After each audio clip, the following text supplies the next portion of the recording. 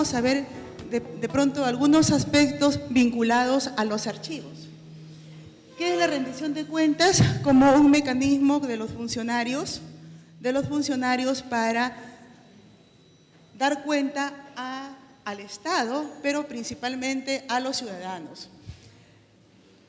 Decimos que la transparencia se asocia con la rendición de cuentas. Son dos conceptos muy unidos en los cuales se precisa, por un lado, el derecho de acceso a la información para el ciudadano y la rendición de cuentas que el ciudadano asume como un derecho frente al Estado. En todo gobierno democrático, los funcionarios están obligados a rendir cuentas. La transparencia en la mayoría de las legislaciones se encuentra junto con la rendición de cuentas. Se ha trabajado en algunos aspectos de rendición de cuentas, sobre todo por los órganos de control, a través de directrices, a través de reglamentos, etcétera, o decretos también específicamente emitidos para este efecto. Pero normalmente en el texto de la Ley de Transparencia y Acceso a la Información también se comprende la rendición de cuentas. Por lo tanto, decimos dos conceptos estrechamente vinculados. Y la viabilidad de la transparencia y la rendición de cuentas se hace cuando se ponen los documentos al servicio de los ciudadanos para evidenciar las actividades, la gestión realizada, buena o mala. Se tiene que rendir cuentas de lo que se ha hecho y los funcionarios, como parte de las actividades administrativas, realizan una serie de actividades. Esas actividades se plasman en los documentos de archivo y finalmente tiene que entregarse esa información por obligación. Sigamos. La rendición de cuentas y los documentos de archivo, como les decía en un principio, estrechamente vinculados. ¿Por qué? Porque los documentos sustentatorios de toda actividad, de todo acto administrativo, son los testimonios de lo que se ha realizado. Los funcionarios tienen que tener muy cuidado y por eso es que en algunas legislaciones, también en la mayoría, en la legislación sobre derecho administrativo y todo lo que corresponde a los trámites administrativos, siempre uno de los principios del derecho administrativo es la escritoriedad. Y eso significa tener el documento de la actividad realizada, ya sea en soporte papel, como es la mayoría de los casos, pero también ahora en soporte electrónico. Y estos nuevos conceptos de documento, estos nuevos soportes se van incorporando también a la legislación administrativa y las normas de procedimiento administrativo ya establecen, ¿no?, que el documento electrónico, el expediente electrónico pueden ser utilizados en la gestión administrativa. ¿Por qué es importante que se conserven los documentos públicos, los documentos de las actividades realizadas? Porque la única forma de poder probar un hecho delictivo contundentemente, como lo decíamos en otro momento, es posible a través de los documentos de archivo y por eso hay que protegerlos. Los documentos entonces prueban la gestión. Cualquier gestión que se realice a través de la administración pública y ante las instancias administrativas, primero porque generalmente en la vía administrativa se establece un procedimiento para sancionar a algún funcionario, pero eso obstaculiza que si se configura el delito tenga que pasar a la vía jurisdiccional. Y los documentos probarán en ambas instancias, tanto en la vía administrativa como en la vía jurisdiccional. Rendir cuentas, entonces, decimos, es obligatorio. Todo funcionario tiene que pensar que en algún momento o permanentemente tiene que estar rindiendo cuentas. En todos los sectores, en todos. Sin embargo, hay algunos que mencionamos ahí en los que hay que tener mayor cuidado y se exige mayormente la rendición y la demostración de las acciones realizadas, que son el caso de recaudación, la administración de fondos, de presupuestos, de los recursos financieros, en fin, de las compras, de adquisiciones, las compras de bienes y servicios. ¿Por qué? Porque es dinero que se está emitiendo todos los días, dinero que se está gastando, dinero que se está utilizando, del cual hay que rendir cuentas. Las contrataciones, etcétera, ahí tenemos un informe de rendición de cuentas y en estos casos, puntualmente, porque precisamente en estos casos es donde se producen los actos delictivos. Cuando se maneja fondos, se maneja cantidades de dinero que es dinero del Estado y que finalmente es dinero de todos los contribuyentes. La rendición de cuentas como proceso permanente, decíamos hace un momento. La rendición de cuentas tiene que ser una acción continua. No es que el funcionario cuando va a dejar la gestión, en el momento que renuncia o es renunciado, porque también sucede, tenga que presentar la rendición de cuentas. No, es una actividad permanente que va a demostrar paso a paso y cada cierre fiscal con mayor razón en cada año. El instrumento para contrarrestar la corrupción, por lo tanto, se hace a través de mecanismos seguros, eficaces, y qué mejor que los documentos de archivo. Por lo tanto, esos documentos de archivo también tienen que ser protegidos permanentemente, porque permanentemente los vamos a necesitar para la rendición de cuentas si trabajamos en la administración pública. ¿Y cómo se realiza la rendición de cuentas? A través, puede ser, de los portales informáticos. Hoy todos los países tienen sus portales informáticos, sus páginas web, donde va toda la información. Y es muy importante, sí, que cada institución actualice esa información. Ha ocurrido a veces, en alguna experiencia, que, por ejemplo, he acudido a una página web para ver la información y tenemos la información de 5 años atrás o 3 años atrás. Eso no puede ser, tiene que ser permanentemente, y toda la información que las normas, que las leyes establecen como obligatorias de poner en la página web. Todos los gastos, las adquisiciones, la información de personal, las actividades, los proyectos, los compromisos, convenios, etcétera, que se están realizando día a día en la gestión pública. La rendición de cuentas no solamente, decimos ahí, es digamos, un sistema que me va a dar información de carácter económico. Esa es una parte, por cierto, quizás la más importante. Pero la rendición de cuentas significa que cada institución, a través de los funcionarios, que son los que están comprometidos y que tienen la obligación de ejercer la gestión en representación del Estado, tienen que cumplir metas y objetivos. Es también lo que hay que evaluar, si se han cumplido las metas, si se han cumplido los objetivos que se han planteado. No solamente entonces son responsabilidades financieras, sino también el cumplimiento de cómo están trabajando los equipos de trabajo, si han cumplido con los proyectos que se han comprometido, los convenios, se ha hecho un seguimiento de los convenios, que muchas veces se firman convenios en grandes cantidades, convenios por una cosa, por otra cosa, que alimentan y nutren también la actividad de la gestión pública. Pero esos convenios necesitan tener un seguimiento. Entonces, al tener ese seguimiento, también se está haciendo rendición de cuentas, porque se tienen que cumplir los convenios. Son documentos, son compromisos de carácter jurídico que hay que cumplir.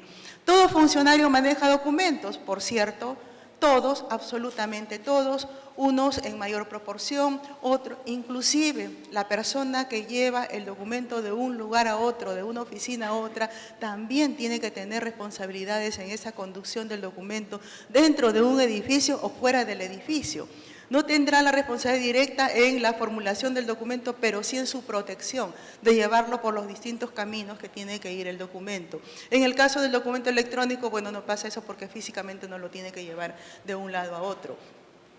Los documentos de archivo son bienes de capital, es el insumo más valioso que tienen las organizaciones públicas y privadas, porque ahí está todo el proceso de gestión financiero, económico, cultural, social, etcétera, según la naturaleza de las funciones de cada organización. Se tienen que tomar medidas para su conservación, pero ¿qué pasa cuando se deterioran los documentos? ¿Qué pasa cuando hay pérdida de destrucción de documentos? ¿Qué medidas se tomaron? ¿Quiénes son los responsables? Muchas veces el archivista está en su recinto de archivo y nota que tiene muchas carencias, que le falta mucho, que le falta estantería, que le falta equipos, que le falta incluso protección para su personal, emite sus informes y la respuesta nunca llega. ¿De quién es la responsabilidad? Es del archivista que ha pedido y que insiste en que necesite esos elementos para poder proteger los documentos y también la salud, por cierto, de los trabajadores.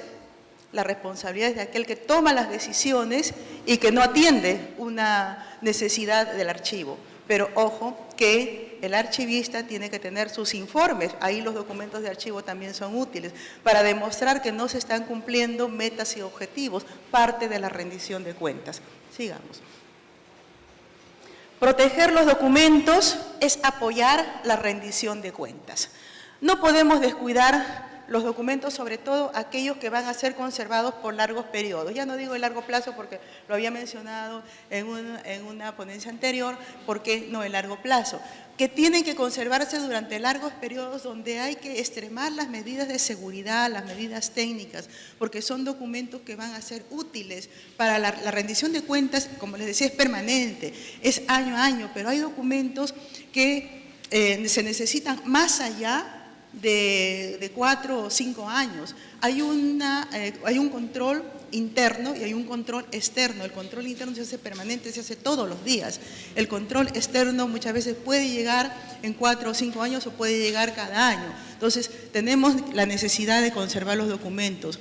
Habrá que garantizar también la inalterabilidad sin que signifique descartar la utilización de las TIC, las tecnologías de la información y comunicaciones. En algún momento hemos señalado que existen pues problemas, ¿no?, de,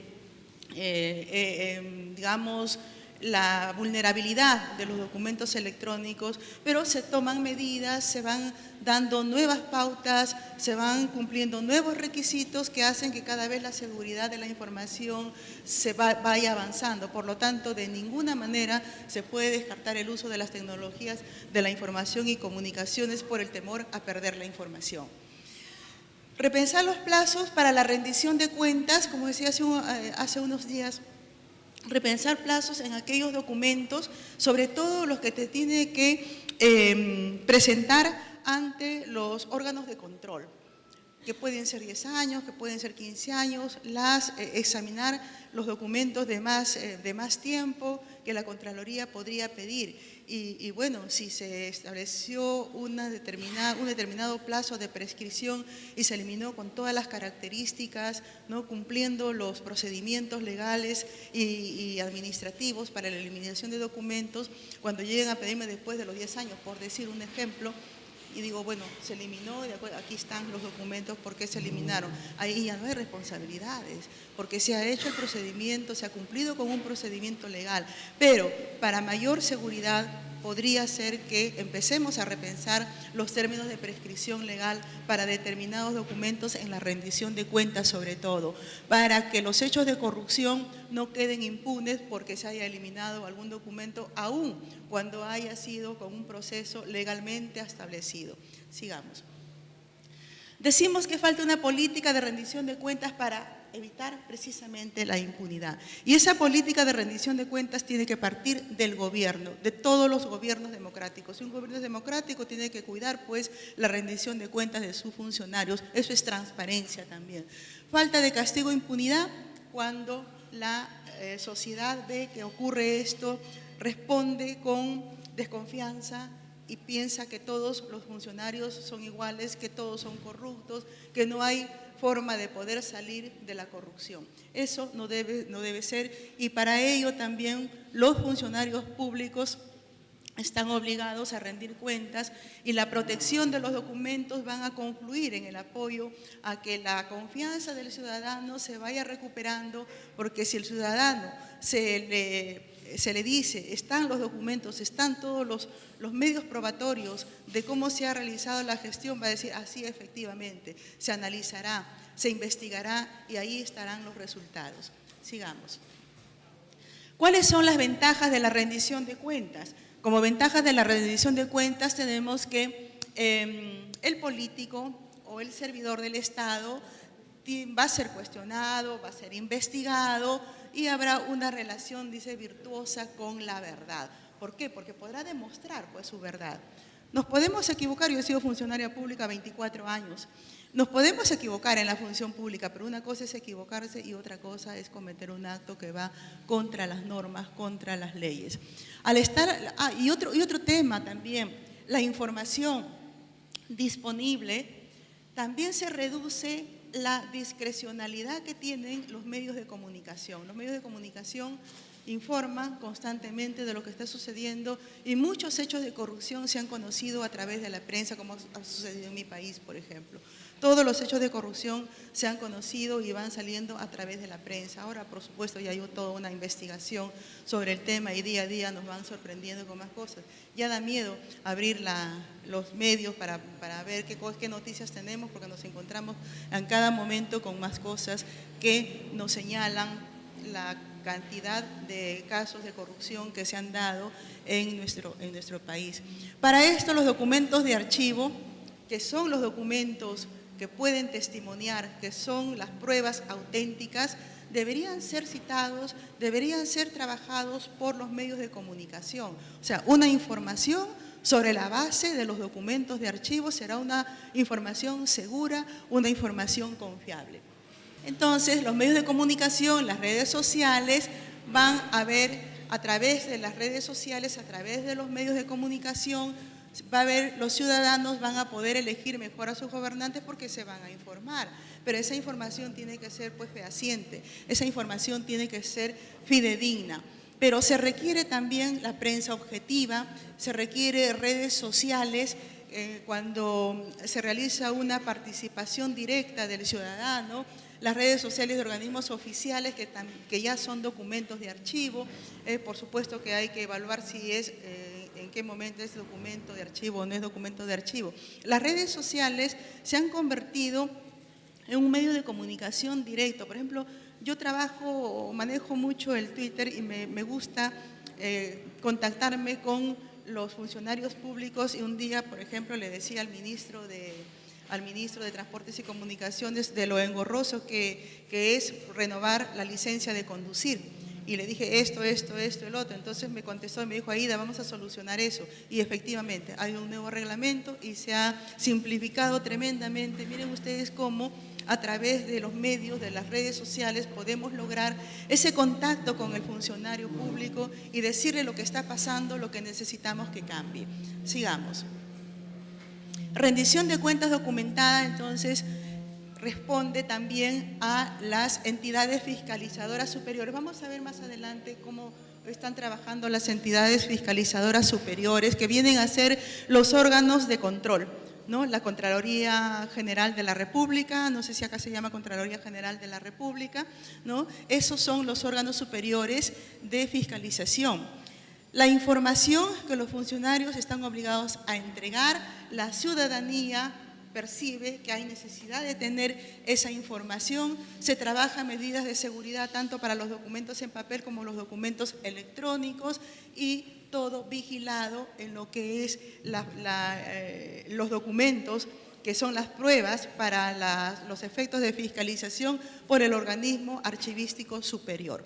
Las entidades fiscalizadoras de rendición de cuentas se reunieron en un momento en Paraguay en el año 2009 y llegaron a ciertos compromisos que vale la pena repasar. La rendición de cuentas como principio fundamental de la gobernabilidad para trabajar en el sentido de lo que la población necesita, permitir corregir comportamientos y prácticas institucionales, o sea, mejorar buenas prácticas, evidenciar el sistema integrado al interior de los estados de la rendición de cuentas, articular redes de control, etcétera, y reconocer la información como importante. Estos principios luego fueron formalizados en una declaración de Lima en el año 2010, sigamos. Y se reconocen los siguientes principios, fueron 8 principios. El reconocimiento primero de la rendición de cuentas como buen gobierno para trabajar en el sentido de lo que realmente se necesita en el país. La obligación de informar, que viene a ser también la aplicación de la Ley de Transparencia y Acceso a la Información. La integralidad de la rendición de cuentas, donde van confluyen varios actores, la sociedad civil, donde existe una interconexión de actores para mejorar los sistemas de rendición de cuentas, la transparencia de la información a través de las normas y que por supuesto las normas se cumplan, sanción de incumplimiento, es decir, que un hecho delictivo, un hecho de corrupción no quede impune. Participación activa de la ciudadanía, fortalecimiento de los marcos legales, etcétera, el liderazgo de cada organismo de control en cada país. Y aquí, en todo ello, en esos principios que se han establecido en este compromiso internacional, los documentos de archivo siempre serán los mejores aliados. Sigamos.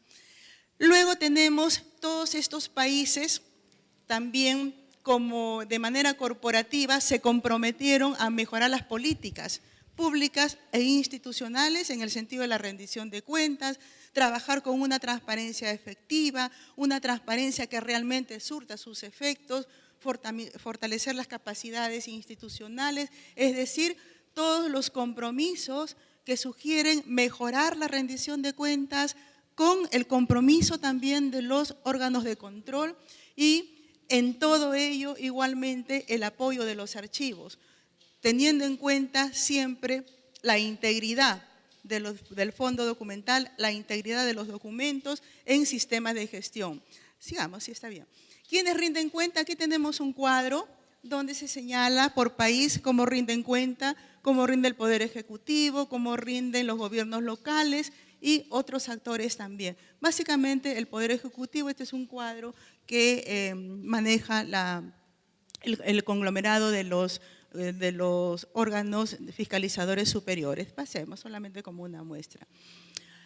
En esta vista lo que tenemos es, de todos esos países, aparte rinden informes de rendición de cuentas al órgano legislativo. Los anteriores al órgano ejecutivo, como se vio, a los órganos ejecutivos, pero en este caso al legislativo. Muchísimas gracias.